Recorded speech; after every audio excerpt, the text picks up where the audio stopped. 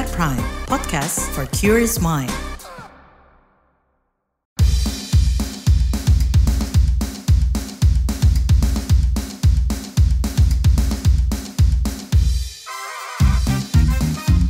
What's Trending KBR Pagi, siaran pagi radio paling update. Semuanya, ketemu lagi di What's Trending bareng Leo Baneza. Kali ini Leo mau bahas soal biaya kuliah makin mencekik. Mahasiswa bisa apa?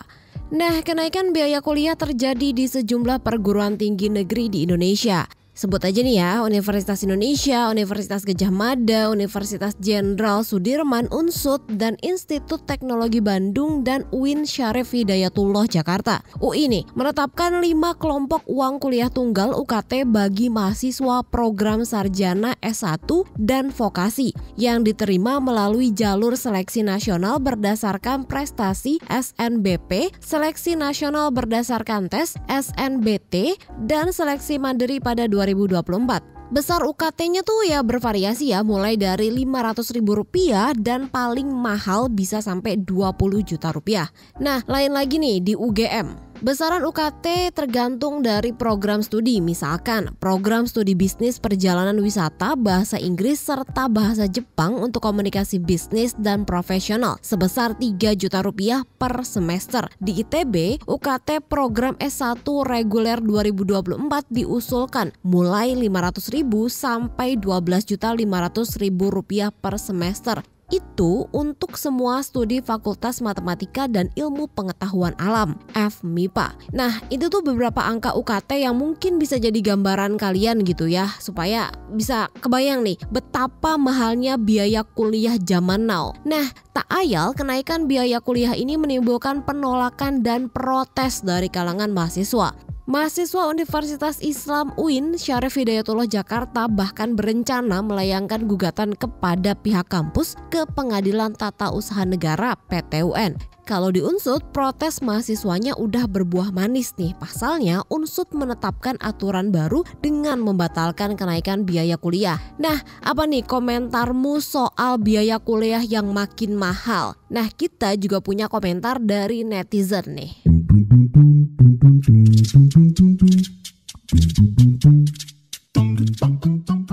Yang pertama komentar @yani_xx.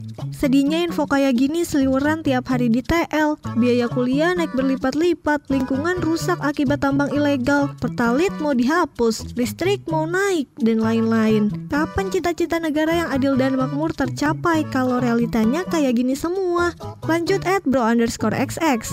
UKT naik di beberapa kampus negeri, sementara masih sedikit kampus swasta yang menerapkan biaya kuliah terjangkau. Lama-kelamaan lulusan sarjana di negeri ini makin sedikit, imbas mahalnya biaya kuliah.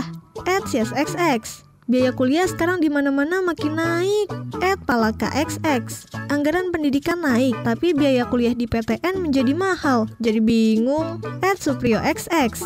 Biaya kuliah naik lagi, semakin mahal. Biaya hidup mahal, semua harga naik. Tapi itu kan pilihan mereka atau mahasiswa dan rakyat pendukungnya untuk berkelanjutan. Rasakanlah dan nikmatilah.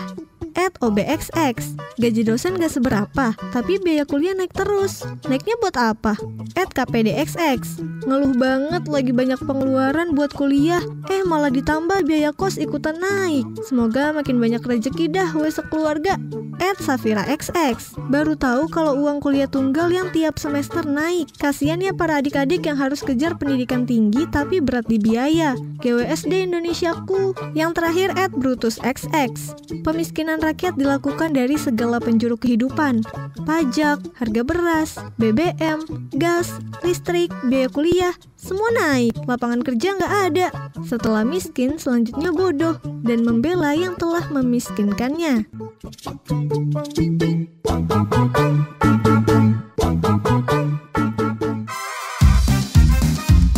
What's Trending KBR Pagi, siaran pagi radio paling update. Menanggapi biaya kuliah yang makin mahal, Wakil Ketua Komisi Bidang Pendidikan DPR RI, Hetifah Saifuddin, mengaku prihatin meski kenaikan UKT ini dimungkinkan dengan status perguruan tinggi negeri berbadan hukum PTNBH. Hetifah tetap menyayangkan PTN yang dinilai sewenang-wenang menaikkan UKT mahasiswa. Sementara Nur Farid, Wakil Rektor Bidang Akademik Unsud Purwokerto, mengungkap alasan kenaikan UKT mahasiswa. Kata dia sih, kenaikan ini terjadi setelah sekian lama UKT tidak naik. Menurut Nur Farid, kenaikan UKT yang diprotes mahasiswa sudah melalui berbagai pertimbangan. Nur Farid juga memaparkan kenaikan UKT dilakukan untuk meningkatkan fasilitas di perguruan tingginya. Terkait kebijakan penyesuaian UKT tahun 2024 didasarkan atas berbagai pertimbangan. Tarif UKT yang berlaku selama ini ditetapkan sejak tahun 2012 dan belum pernah mengalami penyesuaian BKT mengingat tingkat inflasi yang terus berjalan. Untuk meningkatkan kualitas perguruan tinggi dan perkembangan dilakukan penyesuaian BKT yang didasarkan kepada perhitungan BKT dari kementerian yang mempertimbangkan status akreditasi institusi dan akreditasi program studi, metode pembelajaran, serta aspek kewilayahan.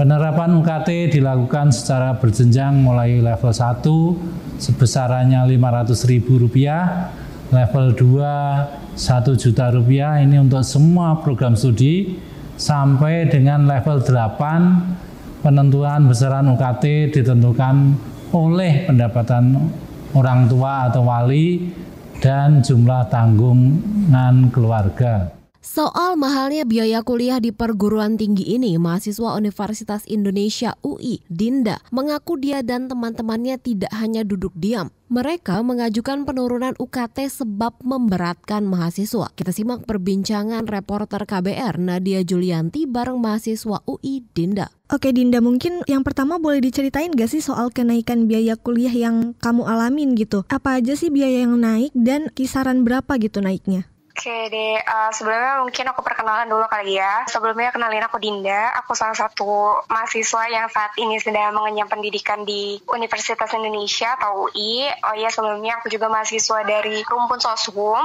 Jadi aku mau nyeritain mungkin dari perspektif anak Sosum aja ya, karena sekadar informasi di UI sendiri ada 3 rumpun. Rumpun Sosum, Rumpun Saintek, sama Rumpun Kesehatan. Nah, tiap rumpunnya masing-masing mungkin bisa dibilang punya beban UKT yang beda-beda. Dan mungkin kita juga punya perbedaan yang bisa dibilang signifikan atau tidak signifikan ya, pokoknya kayak gitulah. Jadi aku mau ngasih dari perspektif anak Sosum aja ya. Jadi sebetulnya sekedar informasi juga, aku merupakan salah satu angkatan 2021. Jadi pada saat itu sebenarnya untuk kenaikan UKT sendiri yang aku ketahui pada saat itu tuh belum berdampak. Karena apa? Karena pada saat itu UKT sama uang pangkal atau uang bangunan yang perlu dibayarkan itu sebetulnya bisa aku katakan masih cukup normal. Meskipun mungkin bagi sebagian orang masih cukup mahal ya. Kita baru banget masuk UI, kita itu tuh dikasih 2 pilihan. Kita tuh bayar UKT secara BOPP sama BODP. Jadi untuk yang BP sendiri, pokoknya BOP, biaya operasional pendidikan berkeadilan. Jadi pada saat itu si UKT-nya itu tuh terbagi menjadi 5, itu kelas 1 sampai kelas 5. Di mana yang paling murahnya itu sekitar 500.000, yang paling mahal itu tuh sekitar 5 juta. Sedangkan yang PP atau pilihan ini sendiri, dia tuh dimulai dari start formnya kalau nggak salah sekitar 7,5, terus yang paling mahal itu sekitar 15 juta atau 17,5, aku agak lupa ingat juga. Nah bedanya yang berkeadilan sama pilihan ini, kalau berkeadilan itu kita tuh diharuskan untuk mengurus berkas gitu loh. Jadi ketika kita baru banget daftar nih, kita tuh disuruh milih kelas dulu, kelas 1 sampai kelas 5, terus habis itu tuh disuruh ngurus berkas-berkas misalnya seperti kayak tentang aset-aset yang dipunya apa aja, terus juga gaji orang tua, terus juga kondisi keluarga, sebagainya, bla bla bla segala macam. Pokoknya berkas yang perlu disubmit itu sebenarnya cukup banyak kayak gitu. Nanti setelah berkasnya kita submit, nanti dari pihak universitas sendiri mereka tuh kayak mengkaji ulang gitu loh. Jadi berkas yang kita submit ini tuh sesuai nggak sama kelas yang kita pilih kayak gitu. Jadi nanti dari pihak universitas sendiri pada akhirnya mereka tetap menentukan biaya UKT-nya berapa yang perlu kita bayarkan kayak gitu. Sedangkan yang PP sendiri yang pilihan yang aku tahu sama kurang lebih sistemnya. Jadi kita milih dulu nih kita mau di kelas berapa. Tapi yang paling murah sekitar 7,5 juta. Nah, kalau ditanya berdampak atau enggak, jujur kalau misalnya pada saat itu yang aku ketahui masih cukup normal. Sedangkan yang berdampak menurut aku ya justru satu angkatan yang ada di bawah aku di angkatan 22, mereka mulai mengalami kenaikan UKT yang cukup signifikan. Karena setahu aku batasan UKT yang tadinya 5 juta di tahun 2022 itu mulai naik ke 7,5 yang aku tahu ya. Kemudian yang paling signifikannya banget itu di angkatan 23 atau di angkatan mahasiswa baru yang baru masuk di tahun kemarin. Mereka itu kalau dari pengalaman pribadi, aku pernah ngobrol sama beberapa adik kelas, mereka mengatakan bahwa beberapa mahasiswa bahkan ada yang mereka tuh dapat UKT-nya sekitar belasan juta, sekitar 12,5 juta. Cuman pada saat itu tuh si mahasiswa ini nyoba banding UKT sih, jadi aku juga belum bisa konfirmasi lebih lanjut apakah memang dia bisa banding UKT atau enggak, karena pada saat itu aku nggak follow up lebih lanjut kayak gitu sih. Tapi kalau dibilang berdampak atau enggak, pada saat itu untuk UKT aku sendiri sih masih terbilang cukup normal. Cuman pada saat itu, pada tahun aku itu kan tahunnya COVID gitu ya, terus paling berpengaruh itu pada saat itu agak susah dibanding UKT aja sih. Jadi ketika mahasiswa ditetapkan UKT-nya itu tuh perlu dibayarkan sekian, ada beberapa mahasiswa yang tetap merasa keberatan dengan UKT yang ada. Jadi mereka coba banding, akan tetapi untuk penyetujuan banding UKT-nya ini banyak yang nggak bisa disetujui gitu loh. Jadi mau nggak mau mahasiswa tetap harus membayar UKT sesuai yang emang udah ditentukan. Salah satunya aku juga mencoba banding UKT, tapi ternyata tidak disetujui pada saat itu kayak gitu sih. Oke, berarti emang UKT-nya signifikan ya? Betul. Jauh banget sih, sekitar 2 kali lipatan mungkin atau lebih. Oke, tapi selama kamu kuliah nih, biasanya pengeluaran kamu tuh buat apa aja sih, Din, selain biaya UKT yang naik tadi gitu? Oke deh, jadi kalau buat aku sendiri mungkin lebih ke makan siang atau jajan-jajan gitu ya, karena kan tiap harinya itu tuh kelasnya nggak selalu satu kelas doang ya. Jadi kalau misalnya kita ada 2 kelas di satu hari yang sama, jadi biasanya perlu makan siang kayak gitu sih. Nah, sama paling mungkin ongkos transportasi ya, karena pada saat ini aku masih sangat mengandalkan transportasi umum, jadi perlu menyisihkan sebagian duit buat transportasi umum ini. Oh ya, kalau dari program studi aku sendiri sebenarnya kita tidak banyak praktek, jadi sebetulnya aku tuh nggak banyak biaya-biaya yang perlu dikeluarin buat praktek-praktek itu sih. Jadi sejauh ini masih cukup aman. Tapi sebenarnya tiap prodi itu tuh case-nya beda-beda. Jadi mungkin kalau untuk beberapa prodi lain mungkin bisa keluar lebih banyak uang seperti buat proyek-proyek, tugas-tugas sebagainya. Kalau buat aku sendiri sih nggak ada sih, paling cuma itu doang buat makan siang, jajan, sama uang ongkos transportasi kayak gitu sih.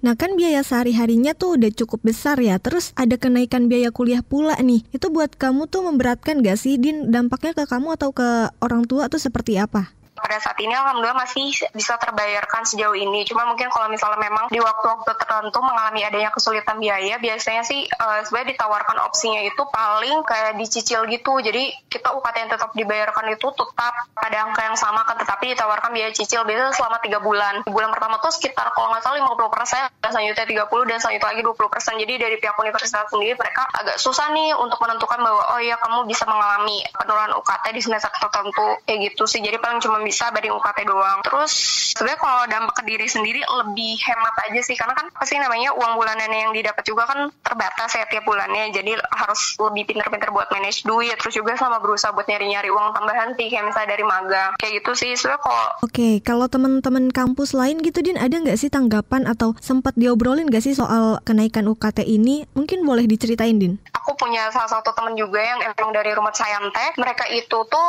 memang kalau untuk biaya UKT-nya lebih mahal daripada yang rumpun sosum. Pada saat itu sih pernah dengar cerita dari teman bahwa mereka itu tuh banyak yang tiba-tiba ngajuinnya kelasnya berapa, tiba-tiba dinaikin jadi kelasnya berapa kayak gitu sih. Padahal mereka udah ngurus berkas segala macam, tapi ternyata dari pihak universitas menganggapnya bahwa mereka cukup mampu nih untuk ditaruh di kelas yang lebih tinggi gitu. Jadi mereka ditaruh di kelas yang lebih tinggi kayak gitu sih. Jadi beberapa teman emang dengar-dengar ada yang mereka tuh tiba-tiba naruh UKT-nya berapa, tiba-tiba ditetapin UKT-nya berapa, dan ditaruhnya di kelas yang bisa dibilang cukup jauh gitu dari yang awalnya yang diharapkan. Terus kalau misalnya dari teman-teman sendiri sih, kita kalau ngobrol-ngobrol, mungkin kalau dari yang serumpun sendiri lebih sering kayak shock sih kalau misalnya dengar dari kata-kata adik-adik kelas atau sebagai macamnya, karena ternyata dari tahun kita ke tahun-tahun selanjutnya itu tuh UKT-nya tuh bisa dibilang naiknya cukup signifikan ya, yang mana sebetulnya tuh kami cukup prihatin juga sih, karena mungkin aja ya dengan UKT yang tinggi yang diberikan itu tuh pasti nggak banyak, maksudnya nggak sedikit dari mereka juga yang pasti keberatan gitu dengan UKT yang ditetapkan.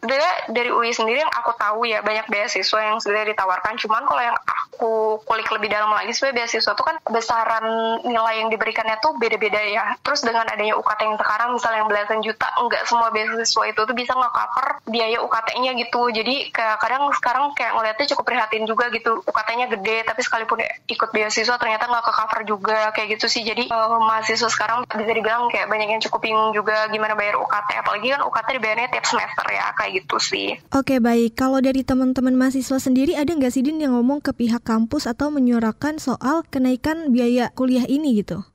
Oke, kalau sebenarnya dari banyak berita-berita yang aku baca, terus juga mungkin bisa dilihat dari sosial medianya milik akun UI sendiri ya, selama ini mahasiswa-mahasiswa apalagi yang misalnya tergerak dalam BEM atau organisasi kampus sebetulnya banyak yang aktif untuk menyuarakan adanya ketidakadilan untuk pembayaran UKT ini. Jadi sebenarnya sampai sekarang masih banyak mahasiswa juga yang masih memperjuangkan hak-hak mahasiswa yang harusnya mereka miliki gitu. Seharusnya biaya kuliah yang terjangkau itu sangat diperlukan gitu sih. Jadi sebetulnya kalau dibilang ada atau enggak, ada, dan juga sampai saat ini masih aktif untuk menyuarakan untuk keringan UKT ini kayak gitu sih.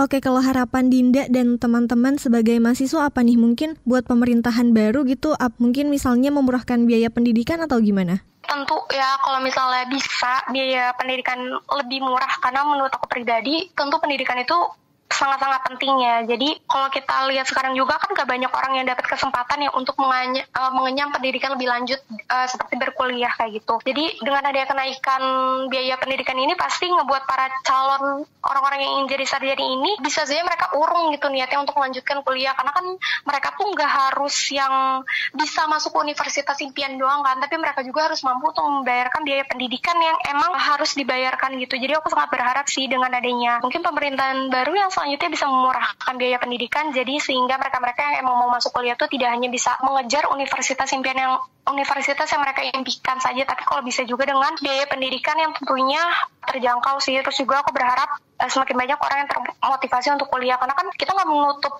mata juga ya kalau sekarang persyaratan kerja juga semakin ketat, dimana sekarang tuh banyak juga persyaratan kerja yang mengharuskan adanya minimal baik itu D3, D4 maupun S1.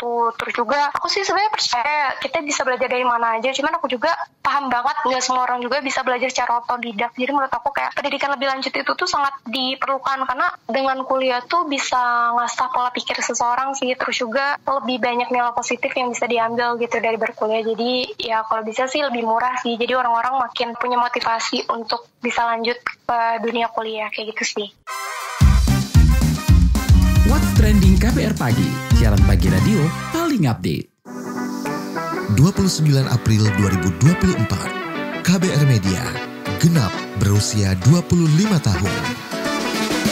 KBR Media, tetaplah bersuara berdampak untuk Indonesia. Di usia muda, menjadi media digital paling terdepan di Indonesia. Halo, saya Amanda dari Noise. Selamat ulang tahun KBR yang ke-25.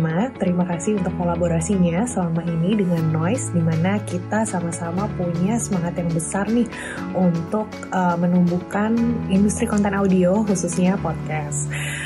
Semoga KBR bisa terus menjadi platform yang memberikan dampak positif untuk Indonesia. Selamat ulang tahun KBR. You're listening to KBR Prime, podcast for curious mind. Enjoy!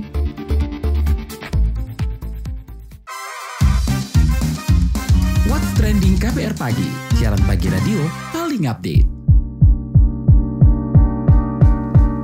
Pertanyaan mendasar nih, apakah kenaikan UKT juga dibarengi peningkatan fasilitas dan kualitas dari perguruan tinggi? Koordinator Nasional Jaringan Pemantau Pendidikan Indonesia JPPI, Ubaid Matraji sih menilai nih ya, selama ini tuh kayak nggak ada peningkatan fasilitas dan kualitas. Malah dia mempertanyakan tujuan menaikkan UKT ini itu apa? Lantaran seharusnya perguruan tinggi itu dibangun dan berjalan untuk mencerdaskan anak-anak bangsa, bukan mempersulit masyarakat mengakses pendidikan tinggi. Mas, aku mau tanya terkait dengan kenaikan biaya kuliah gitu ya Mas ya di beberapa universitas negeri seperti UI, UGM, ITB, UNSUD, dan UIN nih Mas. Nah mungkin pertama minta tanggapannya dulu gitu ya Mas ya, gimana tanggapannya terkait dengan kenaikan ini? Ya, jadi gini loh, untuk menentukan berapa besaran UKT itu harus mempertimbangkan kemampuan bayar mahasiswa gitu. Jadi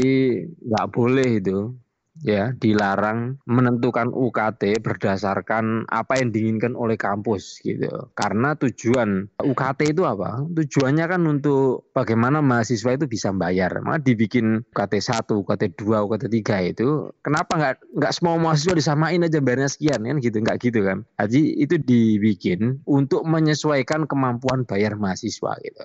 Itu yang pertama. Kemudian yang kedua, kalau ada banyak mahasiswa di kampus yang berbeda-beda menjerit soal besaran UKT ini, itu sudah indikator yang cukup kuat bahwa mahasiswa itu nggak mampu bayar. Mahasiswa itu keberatan gitu. Karena itu maka besaran UKT yang hari ini terjadi itu jelas, ya kan, tidak sesuai dengan kemampuan bayar mahasiswa, karena itu harus diturunkan. Pengaruhnya ke dunia pendidikan di Indonesia sendiri gimana Mas? Apakah mungkin makin banyak orang yang akhirnya tidak bisa berkuliah atau tidak bisa mengenyam pendidikan setinggi-tingginya gitu? Ya pastilah. Jadi kita ini kekurangan ya sumber daya manusia yang punya pendidikan sampai perguruan tinggi gitu. Kita punya angka ya nggak jauh-jauh dari 6%, 8% gitu kan, yang bisa punya akses sampai kuliah di perguruan tinggi gitu. Jadi berapa jumlah dari sekian ratus juta warga negara Indonesia itu cuma hanya 6%, 8%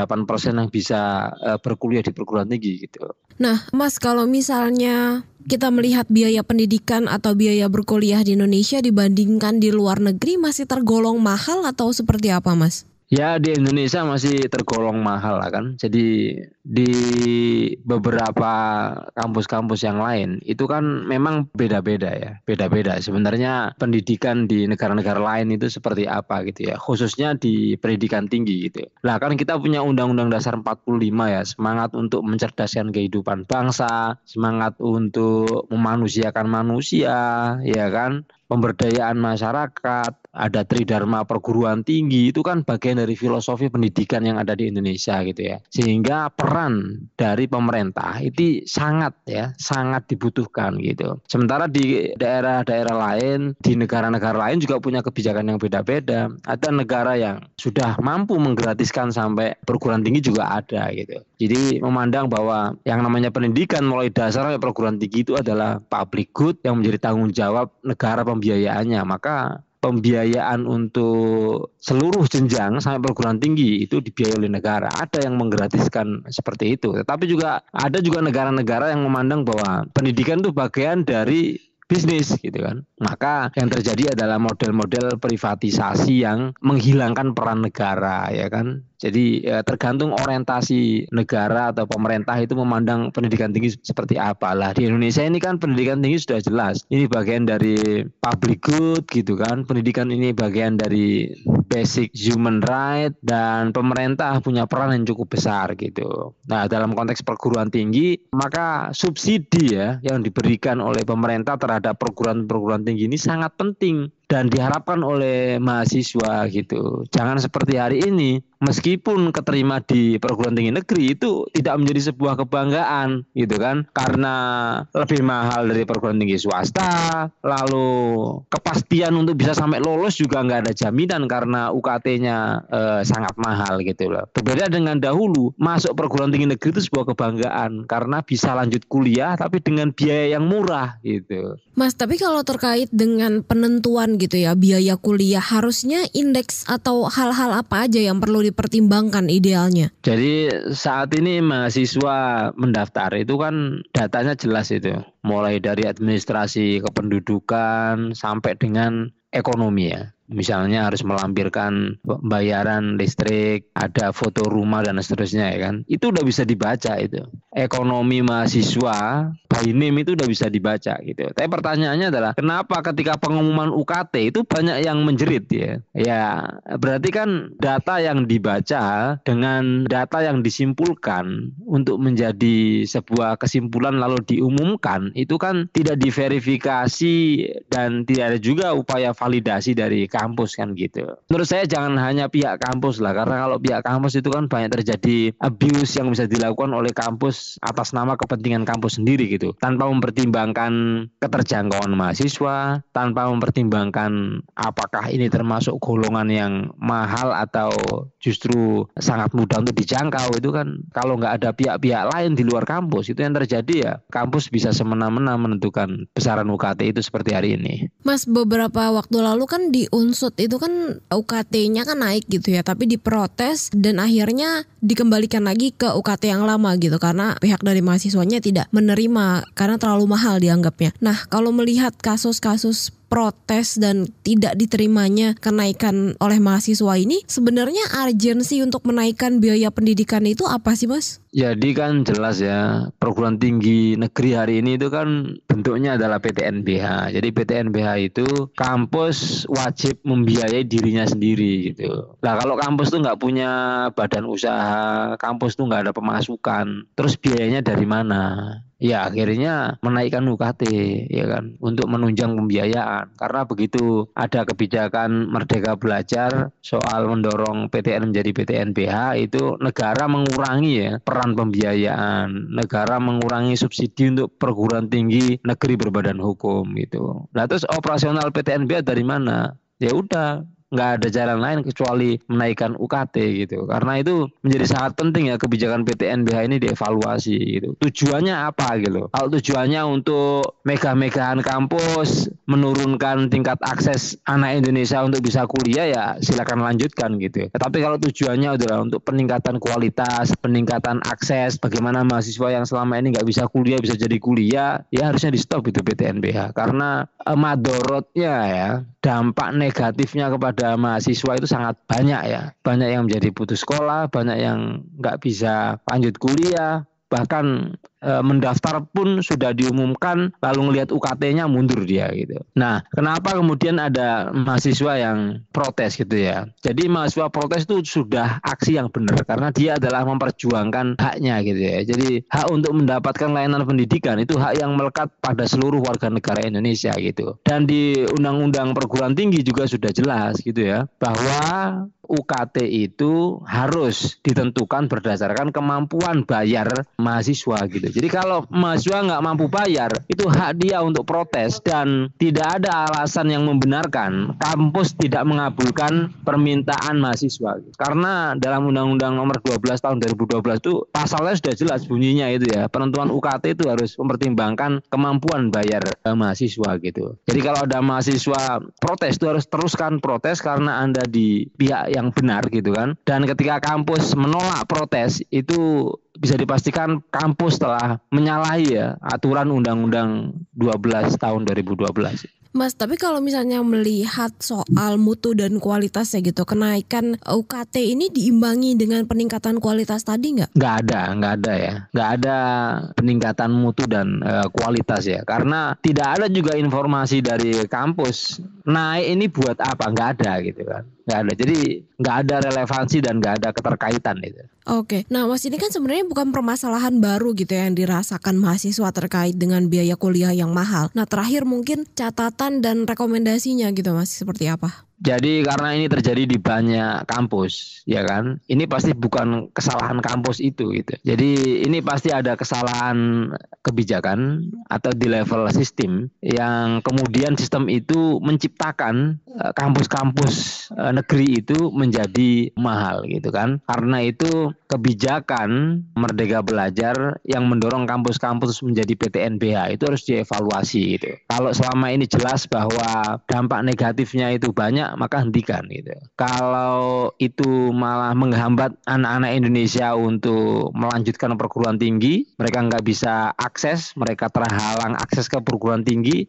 Iya, jadi kalau sudah jelas kalau UKT ini mahal di salah satu kampus di Indonesia, mungkin itu sebuah kesalahan kebijakan di level kampus. Tetapi kampus-kampus di beberapa daerah, misalnya di Jakarta PTN menjadi mahal, di Bandung PTN menjadi mahal, di Bogor PTN menjadi mahal, di daerah lain PTN menjadi mahal, maka ini pasti bukan kesalahan kampus ya. Ini ya kampus jelas salah karena menyalahi undang-undang, karena menentukan UKT secara ugal-ugalan, tidak mempertimbangkan kemampuan bayar mahasiswa. Tetapi apa yang mendorong kampus sampai berbuat demikian? Tentu ini karena didorong oleh sebuah kebijakan yang skemanya adalah mendorong perguruan tinggi negeri ini menjadi badan hukum itu. Lah, kebijakan ini jelas belakangan ini dampak negatifnya begitu nyata, lalu manfaatnya juga tidak dirasakan oleh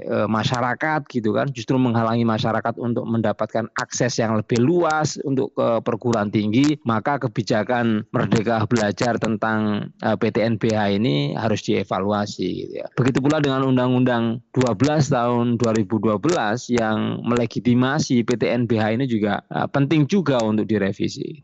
Oke, baik. Yang pasti aturan ini tidak boleh sampai menghalangi anak-anak di Indonesia untuk mendapatkan pendidikan gitu ya Mas ya, khususnya di perguruan tinggi gitu ya.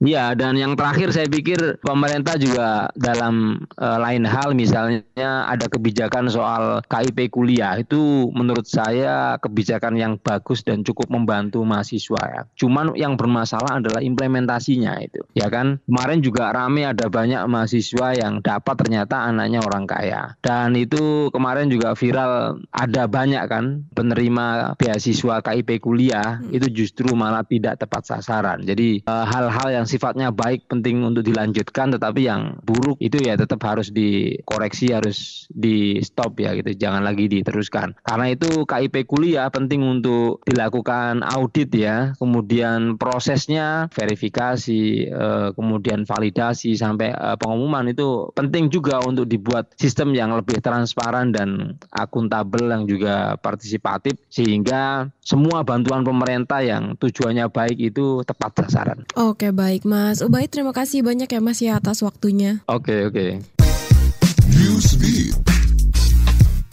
Pemimpin Korea Utara Kim Jong-un diketahui meminta warganya mengucap sumpah setia dalam rangka peringatan hari ulang tahun. Berita ini dirilis lembaga penelitian South and North Development Institute (SEN).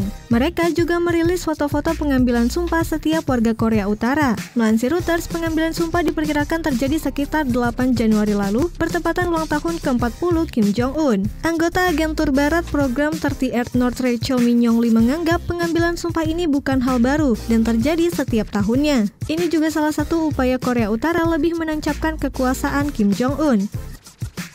Usai dilantik menjadi presiden Rusia untuk kelima kalinya, Vladimir Putin mengaku isu keamanan jadi prioritas utamanya setelah 6 tahun ke depan. Putin meyakini keamanan jadi kepentingan nasional dan tetap jadi prioritasnya. Dalam pidato nasional, Putin juga berjanji bakal meneruskan pembangunan jangka panjang yang tujuannya melindungi masyarakat Rusia. Vladimir Putin telah menduduki kursi tertinggi di Rusia sebanyak 5 kali. Dia dilantik di Kremlin dan akan menjabat presiden Rusia hingga 2030.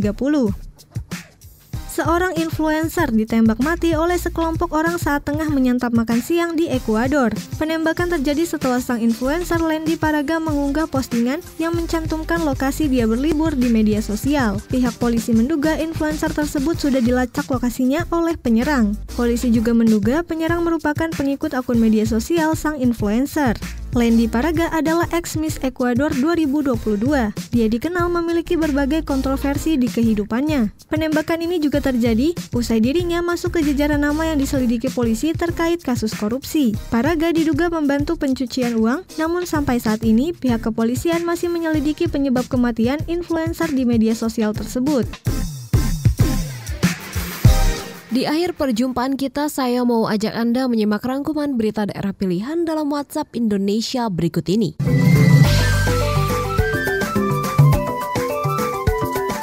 WhatsApp Indonesia.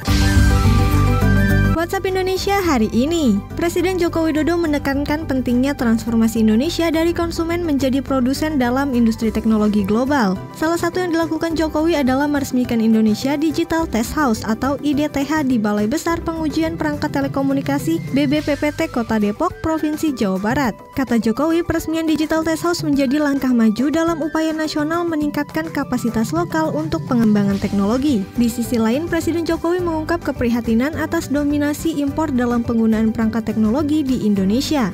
Dia menyebut nilai impor mencapai lebih dari 30 triliun rupiah. Presiden juga menyoroti rendahnya partisipasi pemasok lokal dalam rantai pasok global. Dari 320 pemasok global Apple, hanya ada 2 yang berasal dari Indonesia. Ini berbanding jauh dengan negara-negara ASEAN lain seperti Filipina, Malaysia, Thailand, dan Vietnam. Selanjutnya ke Malang, Jawa Timur. Polsek Lowokwaru Polresta Malang Kota menangkap pelaku eksibisionis yang viral terekam CCTV di Telogomas, Kecamatan Lowokwaru, Malang. Kapolresta Malang Kota Budi Hermanto mengatakan pelaku berinisial KA diketahui beraksi pada 27 April 2024 sekitar pukul 18.00 saat mengisi bahan bakar di SPBU Telogomas. Pelaku terdorong melakukan aksi eksibisionis karena melihat banyak perempuan di sekitar wilayah tersebut. KA dijerat pasal 36 Undang-Undang Republik Indonesia Nomor 44 Tahun 2008 tentang pornografi serta pasal 281 ayat 2 Kitab Undang-Undang Hukum Pidana. Gangguan eksibisionis adalah pelaku penyimpangan seksual yang ditandai suka memperlihatkan alat kelamin kepada orang lain. Perilaku ini dilakukan tanpa persetujuan atau keinginan dari orang lain.